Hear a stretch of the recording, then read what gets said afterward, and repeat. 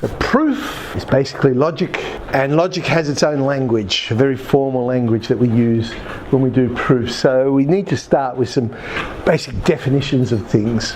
A proposition is just simply something that proposes an idea, but the beautiful thing about proof is it's either true or it's either false. There is nothing else.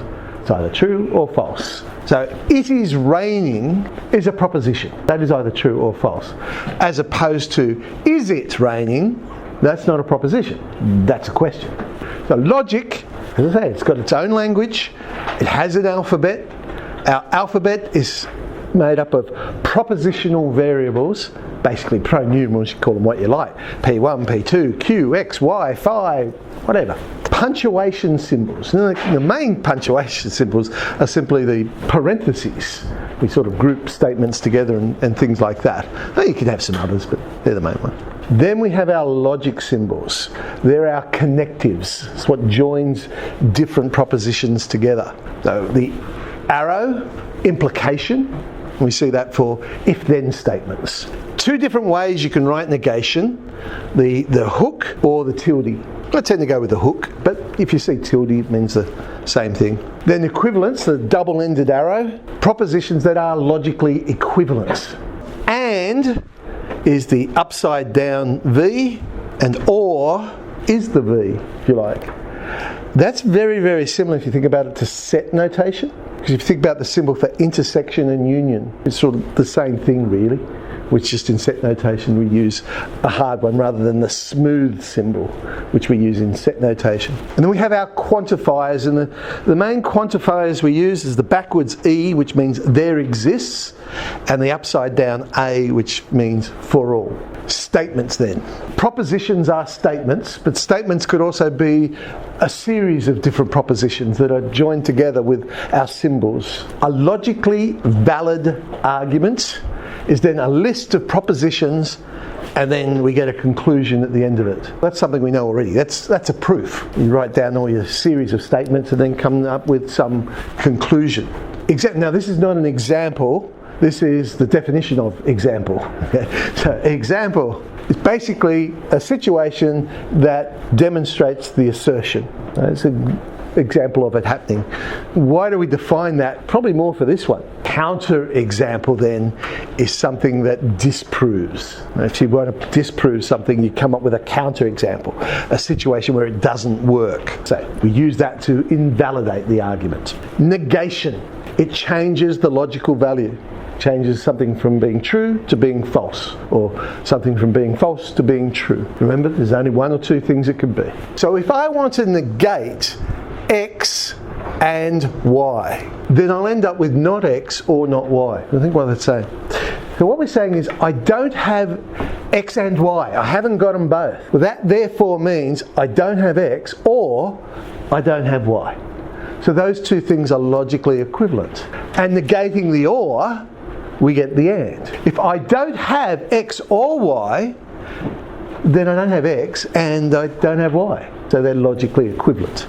Negating for all, we get there exists. Because I'm saying, look, for every value of X, this situation, whatever A is, this situation happens. I'm saying for every single situation, to negate that, what does that mean? Well, that means there must exist an X where A doesn't happen. Because as soon as you find one thing, then it doesn't happen. So to negate for all, you get there exists. The reverse also happens. To negate there exists, you end up with for all. We're saying there exists a student in here that is doing extension to maths, yeah? Negate it. There doesn't exist a student here. In other words, for every one of you, no one is doing extension to maths. So they're logically equivalent. Here's some simpler ones. X, the statement, the number is even.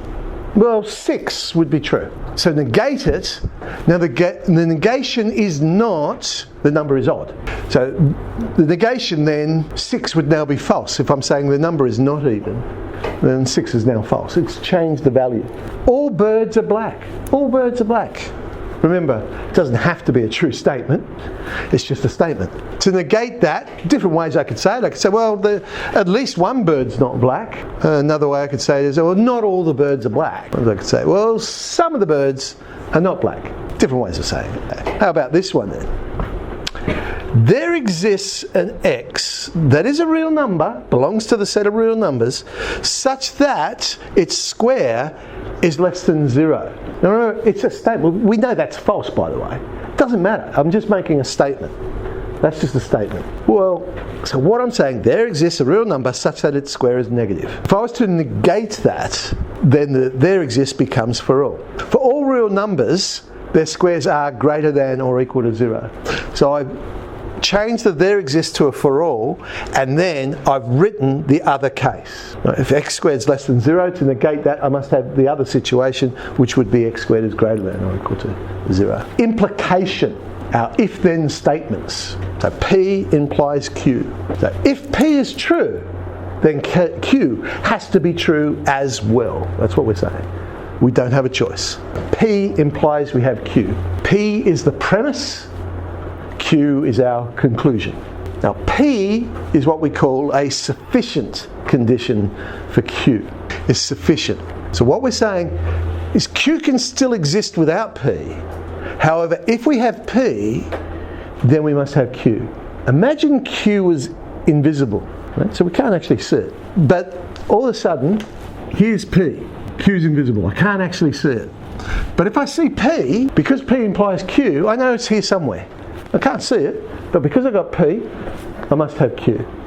So it's sufficient. The fact that I've got P, I can conclude I've got Q. It's sufficient to know I've got P, to know I've got Q. As opposed to Q. Q is necessary for P. So P can't exist unless Q does exist. Because we're saying P implies Q. Because if I saw P, I know I've got Q. Well, if I don't have Q, I don't have P. So Q becomes necessary for P. Here's an example of that. The statement is, you score 90% or above in extension 2. Why? As you always listen to your teacher. Yes, this is a factual statement, of course. X implies Y. You score 90% or above in extension 2, then we knew. You always listen to your teacher. So scoring 90% or above is sufficient to conclude that you listened to your teacher. However, it's necessary to listen to your teacher in order to score 90% or above in extension 2. Okay, remember, could be true, could be false, doesn't matter. That's necessary and sufficient conditions, right? Now the negation of P implies Q. Remember we said, if we see P, Q must be there. So the negation of that is, hey, we have P, but we don't have Q. Then that would mean P implies Q is incorrect. Right? It must be the negation of that. Converse. Basically it's the reverse. You just read the implication backwards. The converse of P implies Q is that Q implies P. You read it backwards. The converse of a true statement is not necessarily true. It might not be true. And similarly, the converse of a false statement might not be false. Here's the example. X. It is raining. There's one statement. Why? The grass is wet. Whilst it's maybe true that X implies Y. Right? It's raining and the grass is wet. So it's not necessarily true the other way around. The grass is wet, so it's raining. Well, no, you might have turned the sprinkler on or something like that. Equivalence is when you can, well, when it is true both ways. There are if and only if statements. So if P is equivalent to Q, P implies Q and Q also implies P. They are the consequence of each other. Right? ABCD is a parallelogram. There's one statement. The diagonals AC and BD bisect each other. They're equivalent because X implies Y, we've got that, and Y does imply X as well. ABCD is a parallelogram if and only if the diagonals bisect each other. In other words, if you know the shape's a parallelogram, you can conclude the diagonals bisect each other. And if you know the diagonals bisect each other, you can conclude the shape is a parallelogram. It works both ways.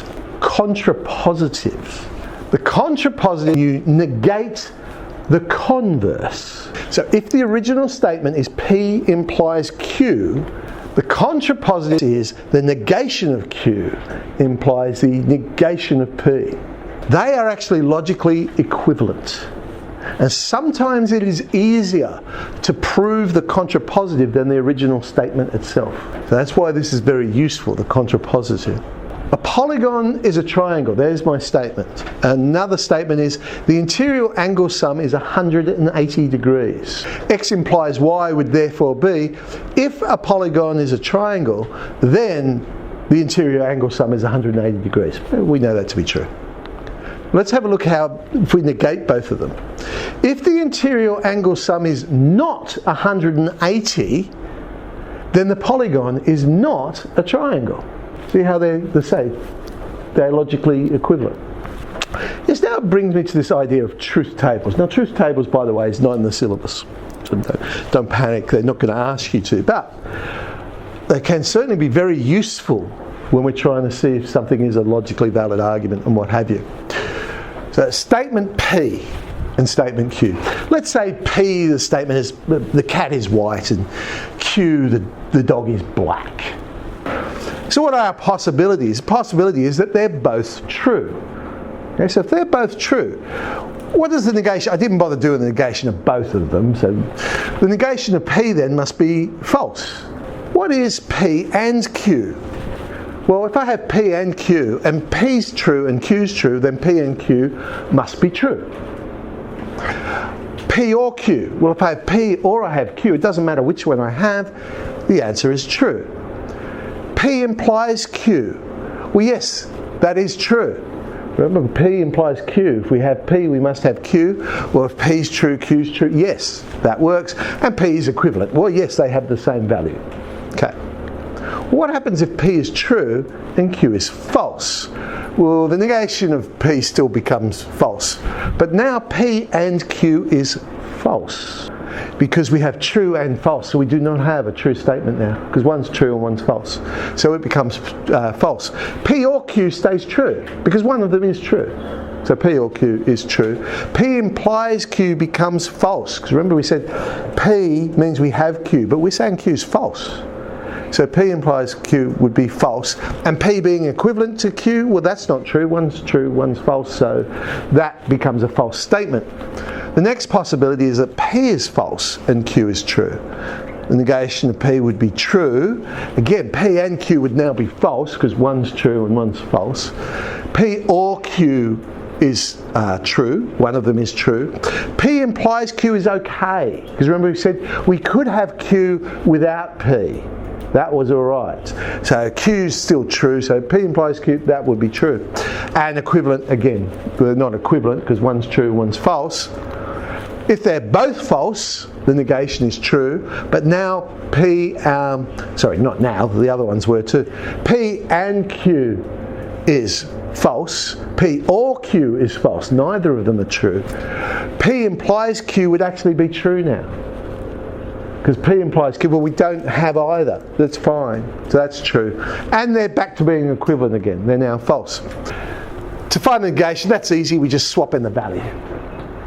If you look at P and Q, the only one that's going to be true is if they're both true. Okay? Whereas P or Q, the only one that's going to be false is when they're both false. Okay?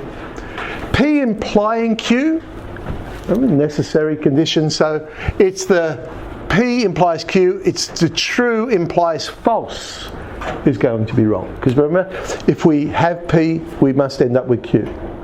So it would be false. And equivalence, well, that's just when they both have the same value. Here we go.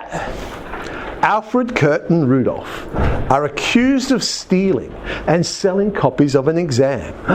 How dare they? At the inquiry, they testify as follows. Alfred says, look, Kurt is guilty and Rudolph is innocent. Kurt says, if Alfred is guilty, then so is Rudolph. And Rudolph says, hey, I'm innocent, but at least one of the others is guilty.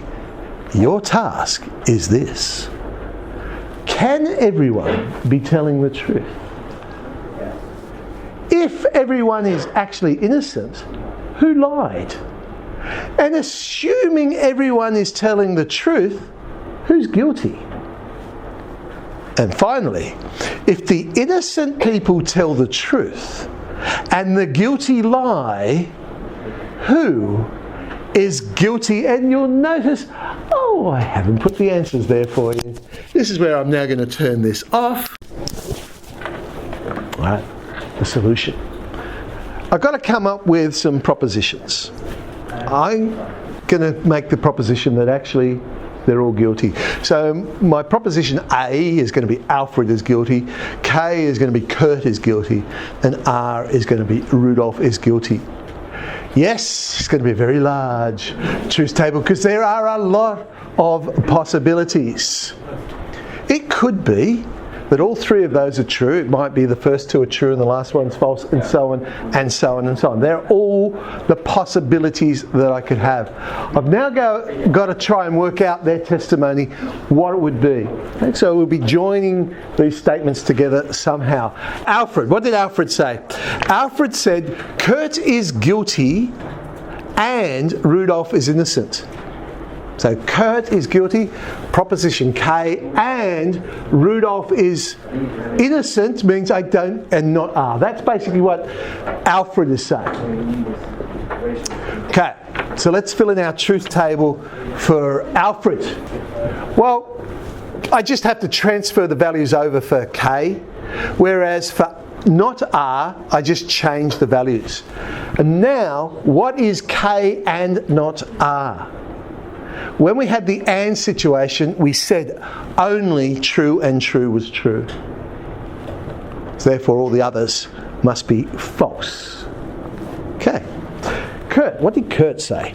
If Alfred is guilty, then so is Rudolph. So A implies R. So let's put in the values for A and R.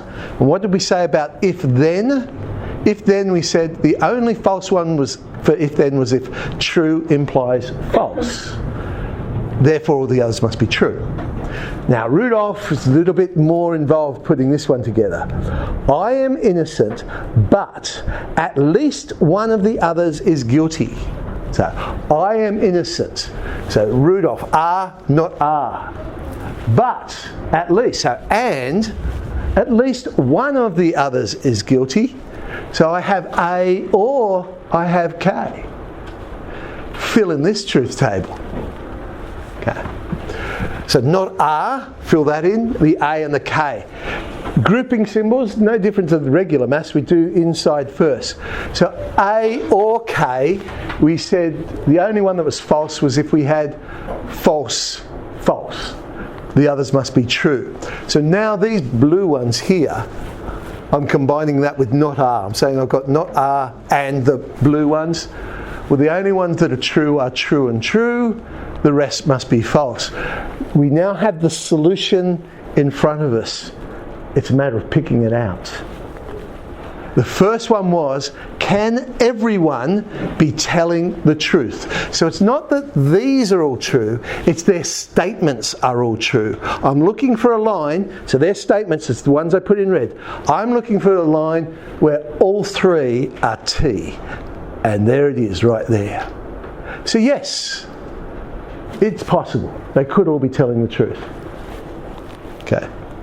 If everyone is innocent, who lied? So if everyone is innocent, that means all of these propositions are false.